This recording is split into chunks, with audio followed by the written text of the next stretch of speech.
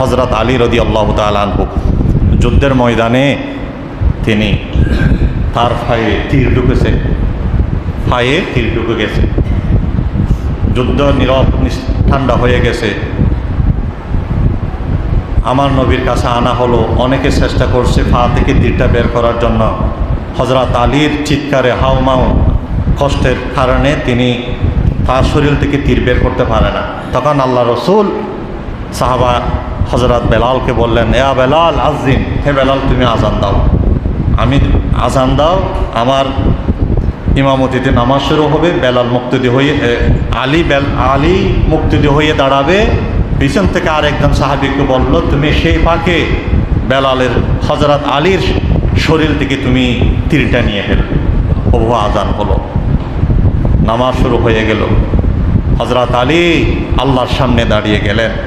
ওই সাহাবী হযরত আলী যখন রুকুতে গেলেন, ওই সাহাবী পিছন থেকে তীরটা নিয়ে ফেললেন। নামাজের জায়গা রক্তাক্ত হয়ে গেছে। নামাজ শেষ হওয়ার পরে আলীকে বললেন, আলী আপনার শরীর থেকে তো বিষাক্ত তীর নিয়ে ফেলেছে, আপনি টের পান নাই?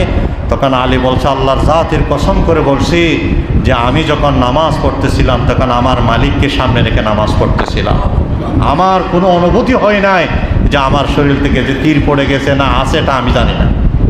সুবহানাল্লাহ, সুবহানাল্লাহ। এই ইমানই শক্তি কেন হয়? তারা আল্লাহকে দেখে দেখে সাজদা দিয়েছে, আল্লাহকে দেখে দেখে দাঁড়িয়েছে, আল্লাহকে দেখে দেখে রুকু করেছে। সেই জন্য তারা নামাজের মাধ্যমে সমস্ত সমস্যার সমাধান তারা মিটমাট করেছে। আজ নামাজের জায়গায় আছে। এই নামাজের ফজিলত তখনও ছিল, এখনও আছে, কিন্তু সেই ফজিলত আমরা নিতে পারছি না আমাদের দুর্বলতার কারণে। এই জন্য আল্লাহ বলছেন, ওয়ামুরু আহলাকা বিসসালাত, আপনি আপনার পরিবারদেরকে আদেশ করুন বিসসালাত, নামাজের জন্য, এবং মুস্তাবির আলাইহা, এবং নামাজের উপর অটল থাকুন। আল্লাহ বলছেন, লা নাসআলুকা রিজকা, আমি রিজিক চাই না, বরং নাহনু নারযুকুকা, আমি রিজিক দিয়ে থাকি আমলের কারণে। ওয়াল আকিবাতু লিত্তাকওয়া, আমি আল্লাহ মুত্তাকিদের জন্য জান্নাত ঠিক করে রেখেছি, তাদের জন্য উত্তম পরিণাম ঠিক করে রেখেছি। সুবহানাল্লাহ, সুবহানাল্লাহ। এই জন্য আমার নবী, আপনার নবী মুহাম্মদুর রাসূলুল্লাহ সাল্লাল্লাহু আলাইহি ওয়াসাল্লাম বলছেন যে নামাজ এমনভাবে পড়ো, আনতা আবুদাল্লাহ কাআন্নাকা তারা, তুমি এমনভাবে আল্লাহকে সেজদা দাও যেন তুমি আল্লাহকে দেখতেছ, তোমার সামনে আকাশ আর জমিনের মালিক দাঁড়িয়ে আছে, তুমি আল্লাহকে দেখে দেখে সেজদা দিতেছ।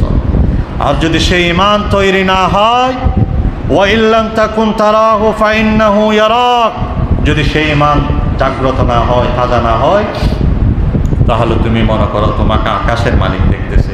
এই গুণে গুণান্বিত ছিল সাহাবায়ে কেরাম। এই জন্য নামাজ দিয়ে গড়ে চাউল ছিল না, ডাল ছিল না।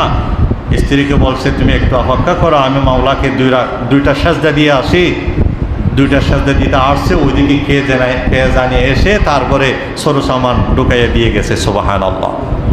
অহরহর ঘটনা, অহরহর সাহাবায়ে কেরামের নজরানা হেকায়ত নামাজের মাধ্যমে মিটমাট হয়েছে আছে। এই জন্য আপনি একটু চিন্তা করেন, নামাজে দাঁড়িয়ে কি পড়তেছেন এটা একটু বোঝার দরকার আছে। সূরা ফাতিহা পড়তেছেন, সূরা ফাতিহার অর্থ আপনার কি জানা আছে? সূরা ফাতিহার সাথে 4টা অর্থ, সূরা মোটামুটি রাকাত নামাজের জন্য 4টা সূরা দরকার। সেই 4টা সূরার অর্থ আপনার কাছে কি জানা আছে? যদি জানা থাকে তাহলে আপনি সেই নামাজ মজা পেয়ে যাবেন।